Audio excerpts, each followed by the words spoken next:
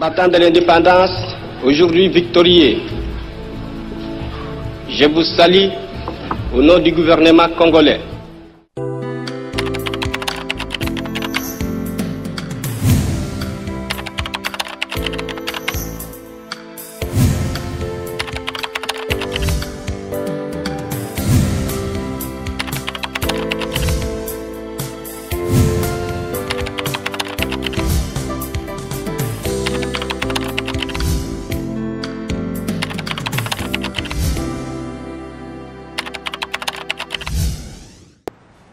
Nous revenons dans ce studio, la 11e réunion du Conseil de ministres présidé hier par le président de la République, Félix Antoine Tshisekedi Tshilombo, a mis un accent particulier sur la contribution du génie militaire dans la reconstruction des infrastructures dans la partie est de la République démocratique du Congo. Ce soir, nous vous en proposons un extrait. La communication du président de la République comportait 3 points principaux, à savoir 1. L'intégration du génie militaire dans les travaux de construction des infrastructures publiques. Les résultats de l'implication du génie militaire dans la construction des abris pour le sinistré de l'éruption du Nyiragongo dans le Nord Kivu vient de démontrer le savoir-faire de ces corps de l'armée pour les travaux d'infrastructure. L'impliqué contribuerait à coup sûr à créer une nouvelle culture au service de la nation et à améliorer l'image de l'armée. La participation des militaires dans les travaux communautaires renforcera la confiance et permettra à l'armée, au-delà de sa mission de reconstruction. 2. La renégociation de certaines dispositions du contrat entre le gouvernement de la République et la société émiratie Dubai Port World au sujet de la construction du port en eau profonde de Banana. Le président de la République, chef de l'État, a annoncé au Conseil que les clauses qui étaient en défaveur de la République ont été toutes révisées conformément à ces orientations. Dans les prochains jours, elles vont être traduites dans l'avenant qui sera signé entre les deux parties pour que les travaux de construction de ce port stratégique et vital puissent démarrer au plus vite. Nous allons garder encore le porte-parole du gouvernement. Le Conseil des ministres a relevé que la courbe de contamination de cette variante Delta commence à diminuer, mais plutôt appelle la population à rester prudente, à respecter le geste barrière. Encore un extrait du compte-rendu choisi par la rédaction. Santé publique, hygiène et prévention a informé les conseils de ministres de la diminution progressive de cas de contamination résultat de la mise en œuvre de mesures prises par le gouvernement pour lutter évidemment contre la pandémie à Covid-19. L'intensification de la sensibilisation au respect des gestes barrières ainsi que la poursuite de la campagne de vaccination permettent au gouvernement de contenir la progression de la 3e vague et d'améliorer nos indicateurs dans la lutte contre la propagation du variant Delta. À la suite des dénonciations des faux résultats de faux négatifs à Covid-19 faites par certains partenaires de l'État congolais, le ministre de la Santé publique, Hygiène et Prévention a annoncé avoir tenu une séance de travail le 7 juillet dernier avec les différents responsables des laboratoires des hôpitaux de la ville-province de Kinshasa. Au terme de leurs échanges, il a été convenu de faire un état de lieu rapide sur les laboratoires Covid-19, de mettre en place une base de données en ligne, d'élaborer une circulaire avec les directives bien précises, de permettre à l'UNRB de prendre le lead de contrôle qualité de laboratoires effectuant les tests Covid-19 et de rendre accessibles les tests Covid-19 dans les centres de santé étatiques périphériques avec la possibilité de partenariat public-privé. Les industries pharmaceutiques sont débordées. Les chercheurs congolais aussi trouvent des solutions pour cette maladie, cette pandémie à coronavirus. Notre confrère Serge Mata, qui a suivi ces chercheurs, nous en donne de détails.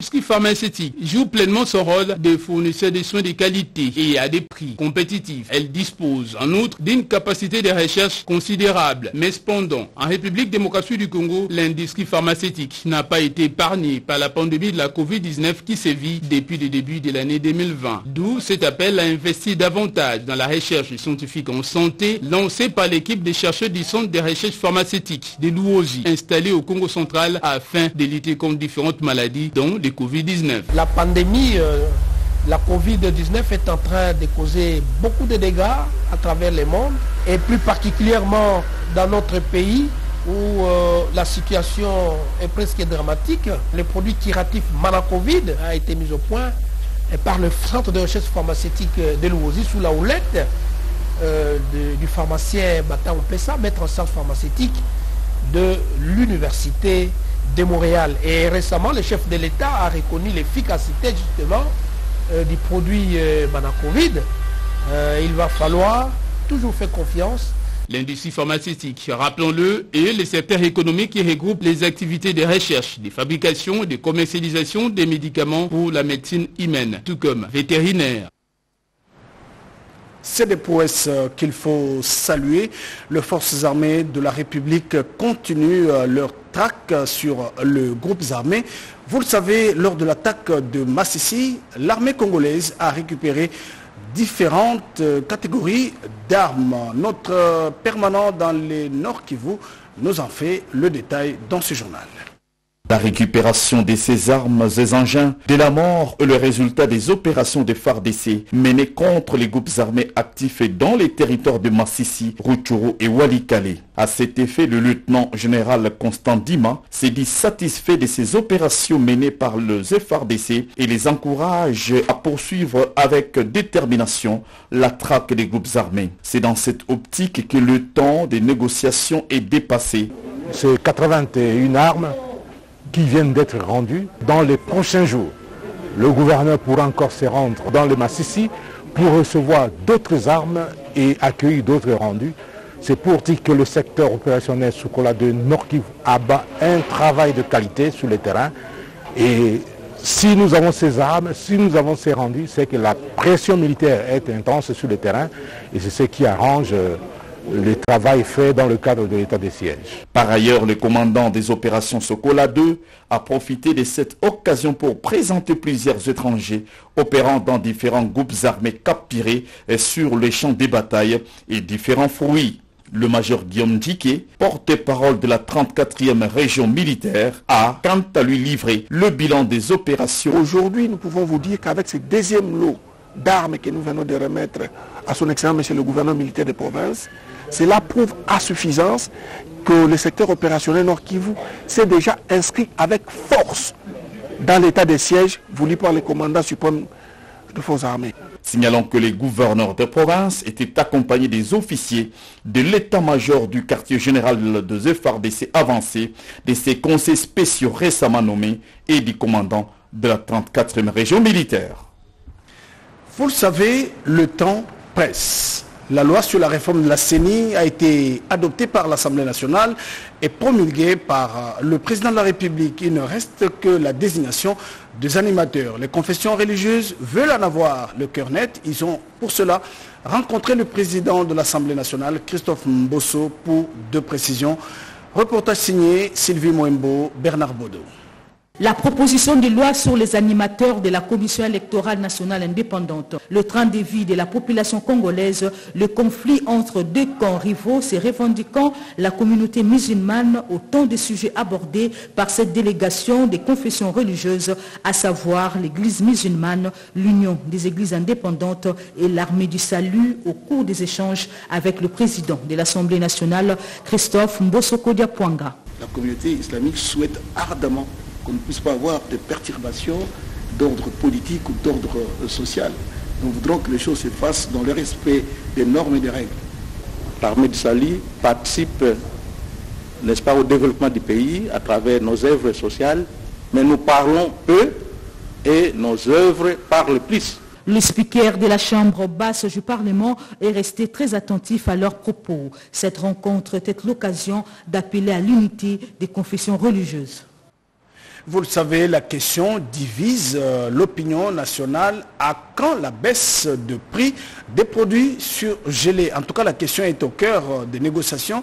Un groupe de députés a rencontré le ministre de l'économie pour les justes prix. Sandra Nyangui était dans la suite.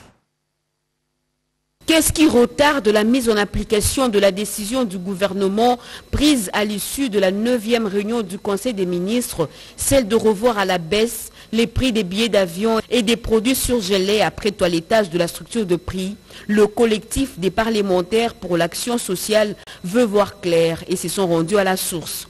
Au ministère de l'économie nationale, avec le ministre de tutelle Jean-Marie Kalumba Youma, ils ont reçu les réponses exactes. De la suppression des taxes illicites au juste prix, en passant par toutes les tractations qui ont émaillé ces discussions avec les compagnies aériennes et les importateurs des produits surgelés des grandes consommations, le surnommé M. Juste Prix, Jean-Marie Kalumba Youma, a été très clair. Nous voulons soutenir la dynamique enclenchée par le ministre de l'économie par rapport au prix des billets d'avion à l'intérieur du pays et aussi par rapport au prix des biens de consommation, notamment les produits surgelés. Nous nous réjouissons du fait qu'ils nous disent que le processus continue et que bientôt, avec ses collègues, il y aurait des arrêtés interministériels qui vont être signés. Tatiana Pembe, élue de Kinshasa, donne, elle, des solutions palliatives pour l'avenir. Maintenant, il est temps d'investir, de faire des investissements utiles, c'est-à-dire investir aujourd'hui dans l'agriculture, investir dans la pêche, investir dans l'élevage, route de desserte agricole. Les hôtes de Jean-Marie Kalumba Youma sont partis convaincus des brillantes explications du ministre de l'économie nationale. Nos frontières, notre confrère Edi Tchala est dans la suite du président du Conseil des chargeurs africains, Patient Saïba Tamboué. Il a, au nom de la zone des libres-échanges, signé quelques mémorandums d'entente. Ce voyage pour Patient Saïba Tamboué, président de l'Union des conseils des chargeurs africains, accompagné par son secrétaire général, Ougoula Giscard Lilian, est un tournant décisif, car les résultats engrangés sont le socle de tout le travail à venir au service du continent. Ces échanges avec le secrétaire général de la zone de libre-échange continentale africaine, ZLECAf, Wamkele, sont l'aboutissement d'un processus mené avec célérité et pleine maîtrise des enjeux. L'engagement du directeur général de l'OGFREM et président de l'UCCA, couplé au réalisme du secrétaire général de la ZLECAf, ont produit ce mémorandum d'entente qui définit le cadre de collaboration entre les deux institutions. La signature de ce document implique donc que le secrétariat général de la ZLECAf, qui se démène au niveau stratégique, a désormais un bras opérationnel, l'UCCA. La signature ce jour du mémorandum d'entente ou du protocole d'accord de collaboration entre l'Union des conseils des chargeurs africains et la zone de libre-échange continentale africaine est le couronnement de la détermination partagée entre la ZLECAf et l'UCCA pour voir une Afrique émergente. En quelques mois de discussion, il faut avouer que les convictions sont fortes chez les deux personnalités. 40 ans sur le terrain, à la lisière du secteur privé et public, l'UCCA entend bien jouer un rôle central dans la mise en œuvre de cette zone. Dans la perspective de doubler le taux du commerce intra-africain d'ici 2025, Patient Saïba Tamboué et Wamkele ont un défi à relever, celui de voir les marchandises circuler sur le continent sans barrière douanière. Dans le secteur minier, par contre, c'est sur une note d'espoir et de nombreuses recommandations que les participants aux États généraux dans le secteur de la mine se sont séparés. Paulette Lomba revient sur le grand moment de cette clôture.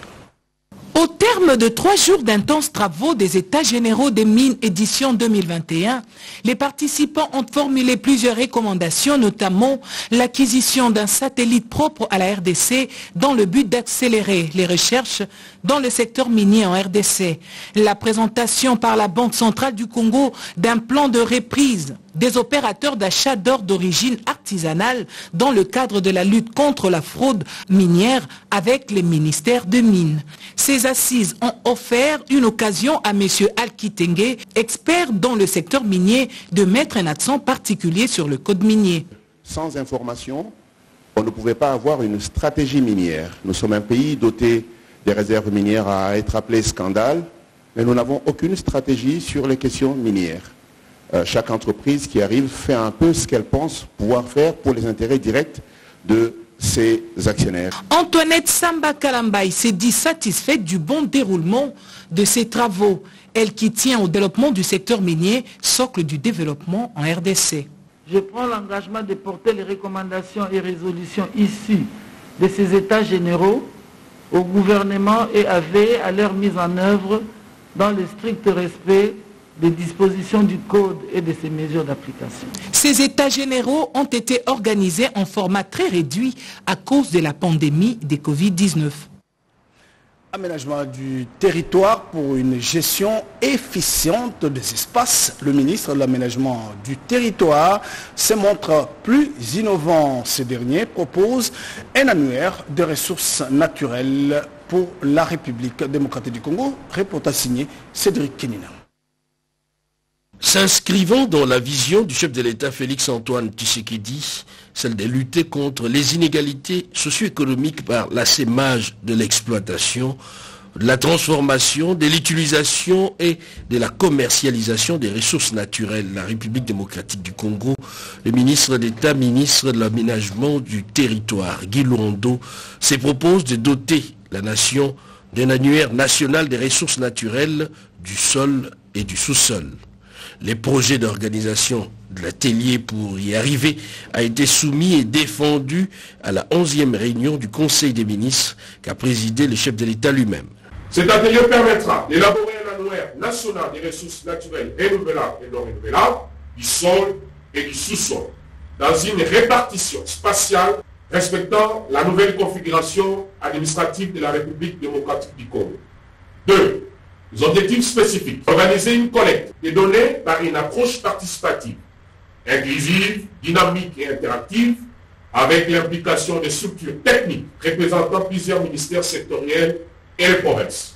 Après débat et délibération, une commission ad hoc a été mise en place pour travailler sous l'autorité du Premier ministre Jean-Michel Samaloukonde avant l'adoption de ces projets à la prochaine réunion du Conseil des ministres. Vers la reprise de services d'impression des imprimés des valeurs, en tout cas, le service national des approvisionnements et de l'imprimerie a réceptionné un lot très important de machines contenant une grande rotative, une renaissance qui intervient 40 ans après sur la concrétisation de la promesse faite à ces services par République Félix-Antoine Tshisekedi Tshilombo. Il fut à un moment donné de l'histoire la plus grande imprimerie de l'Al, le service national des approvisionnements et de l'imprimerie Senapi, se relève et reprend petit à petit sa place. Ce service de l'État vient de réceptionner un premier lot important des machines contenant une rotative de 40 mètres de longueur et 4,5 mètres de largeur. Il s'agit là d'une perspective heureuse des tirages des documents officiels, imprimer des valeurs et autres. C'est la concrétisation de la promesse du chef de l'État, Félix-Antoine Tshisekedi Tshilombo, dans le cadre d'un partenariat scellé avec la firme Jabal Nour FDN. Aujourd'hui, c'est un grand jour pour le Senapi. En fait, après 40 ans de léthargie, aujourd'hui nous voyons le Senapi renaître de ses cendres. Mais cette renaissance tient à un homme. Nous citons le nom du chef de l'État, Félix-Antoine Tshisekedi Tshilombo, qui s'est investi pour que le Senapi soit relancé et modernisé. Et pour cela, il y a des mesures qui ont été données, que tous les marchés d'impression puissent passer par le Senapi. Aujourd'hui, qui vient en appui au Senapi avec cette grande machine rotative qui va permettre la relance, parce que c'est une grande machine de 40 mètres sur 2 mètres et demi, et qui pourra, comme un début, relancer toutes les activités de Senapi. Les Senapi s'émet au diapason de plus grandes imprimeries et retrouve son éclat d'antan après 40 ans de gloire et d'une période creuse. À 2 heures de Kinshasa, nous sommes à Lubumbashi, dans la province du Katanga. Vous le savez, les nouvelles évêques, archevêques, je voulais dire, nommés récemment par le pape François, a pris possession canonique ce samedi 10 juillet 2021 à l'esplanade de la paroisse Saint-Pierre et Paul au terme d'une cérémonie d'intronisation en présence du directeur de cabinet du chef de l'État. Lubumbashi, samedi 10 juillet 2021, la capitale que préfère se réveille dans une ambiance particulière. À sa porte d'entrée, les abords de l'aéroport de la Loano connaissent la présence de quelques saisons, tous arborant des effigies de M. Guilhem Nyembo, directeur de cabinet du président de la République, Félix Antoine Tshisekedi Tshilombo. Il vient prendre part, au nom du chef de l'État, à la prise de possession canonique du Saint-Siège métropolitain de Lubumbashi de Monseigneur Fulgence Muteba Mugalou, en qualité d'archevêque de Lubumbashi, qui succède à Jean-Pierre Songasonga Tafunga, d'heureuse mémoire, décédé le 6 janvier 2021, après 28 ans de ministère. À sa descente d'avion, le directeur de cabinet du chef de l'État a été fleuri par deux jolies demoiselles en guise de souhaits de bienvenue et ensuite accueilli par la notabilité du Haut-Katanga, constituée du vice-gouverneur Kanfwa Kilimba, des mandataires et des députés. Son cortège s'est emballé ensuite sur la route Lumumba jusqu'à l'esplanade de la cathédrale Saint-Pierre et Paul, cadre choisi pour la circonstance, en présence d'une foule nombreuse et devant tout protocole observé. Tout est parti de la lecture du curriculum vitae, de l'ordre du jour et de celle de la bulle papale de nomination de son éminence Monseigneur Fulgence Muteba en qualité d'archevêque métropolitain de Lubumbashi. Monseigneur l'archevêque prête serment de fidélité à l'Église catholique et s'engage ainsi à observer le respect de toutes les lois ecclésiastiques avec le plus grand soin. Moi, Fulgence Muteba Mugalou, avec une foi ferme, je crois et professe toutes et chacune des vérités contenues dans les symboles de la foi. J'embrasse et tiens toutes et chacune des vérités que l'Église propose de façon définitive concernant la doctrine sur la foi et le meurtre. Serment qui lui a valu la remise des attributs de pouvoir par l'énonce apostolique de la part du pape François sur fond des acclamations de l'assistance.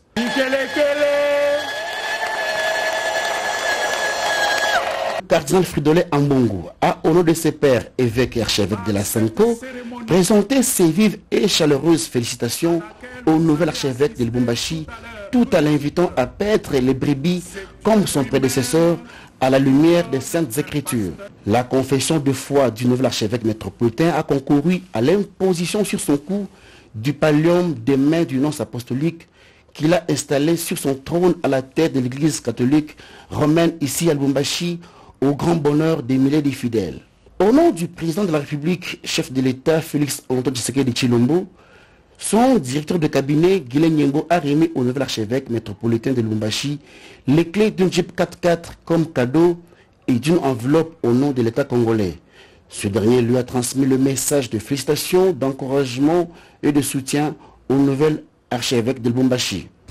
Le chef de l'État salue votre nomination, intervenue le 22 mai 2021 par le Saint-Père, et vous encourage à rester fidèle à votre mission. Permettez-moi de vous dire que vos qualités, votre intégrité, ainsi que votre réputation ne lui sont pas inconnues. Âgé de 58 ans, le nouvel archevêque métropolitain de Lubumbashi a été ordonné prêtre en 1990 à Kongolo dans le Tanganyika. 15 ans après, il rejoindra le diocèse de Kilwa-Kasenga dans le Haut-Katanga comme évêque depuis 2005. Il a été nommé par le Saint-Père archevêque de Lubumbashi le 22 mai 2021.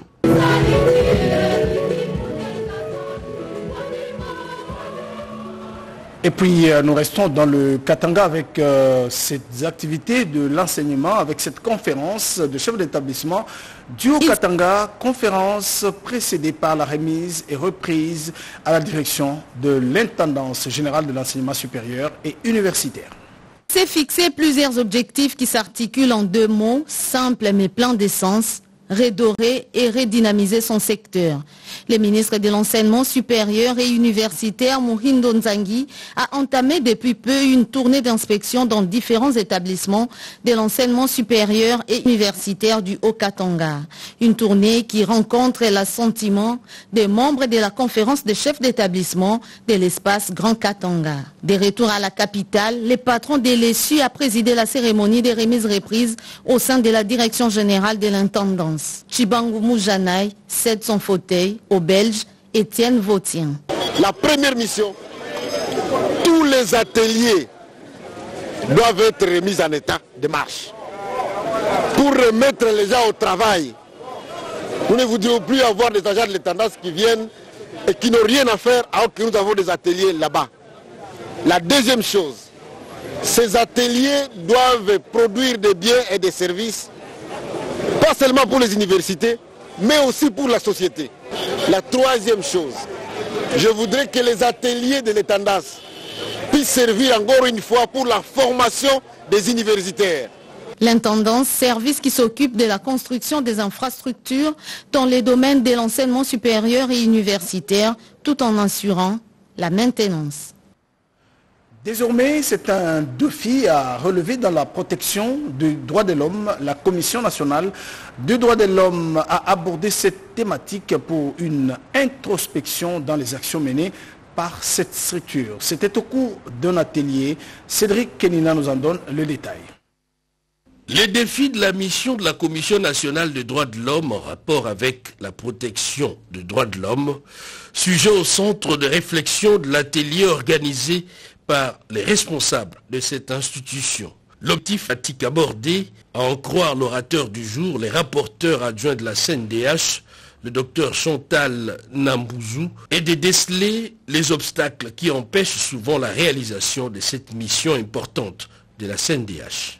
Nous avons relevé les défis liés aux ressources, que ce soit humaines, que ce soit matérielles et financières, mais aussi par rapport à l'appropriation des recommandations que la CNDH adresse aux autorités concernées par rapport à toutes ces questions, et aussi par rapport au suivi actif et de la responsabilité des autorités par rapport aux recommandations formulées à leur droit par rapport à la CNDH pour l'amélioration de la situation des droits de l'homme.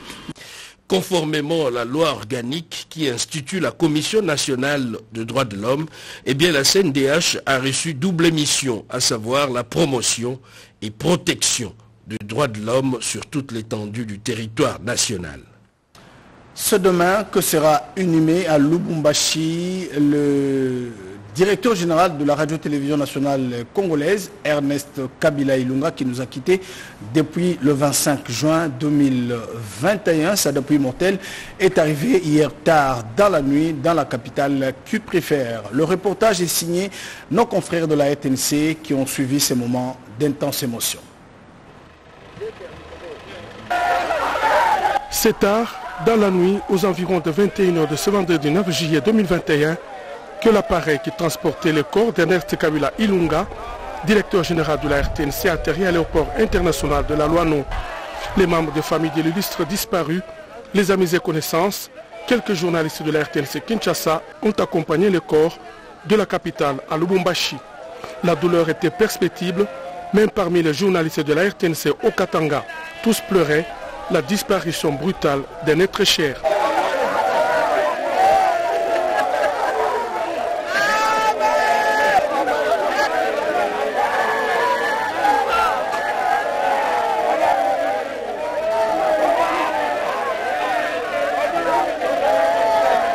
Le gouverneur de Bolakato était valablement représenté par le ministre de la charge de la communication et médias, Ars Joseph Kayumba.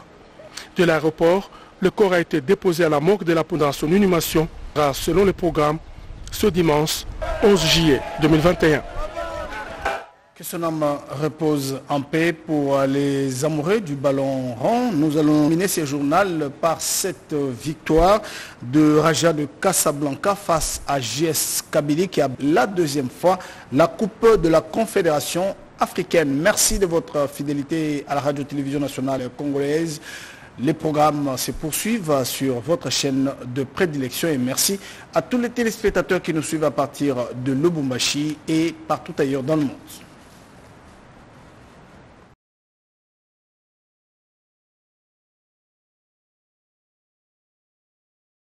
Et merci à tous les téléspectateurs qui nous suivent à partir de Lubumbashi et partout ailleurs dans le monde.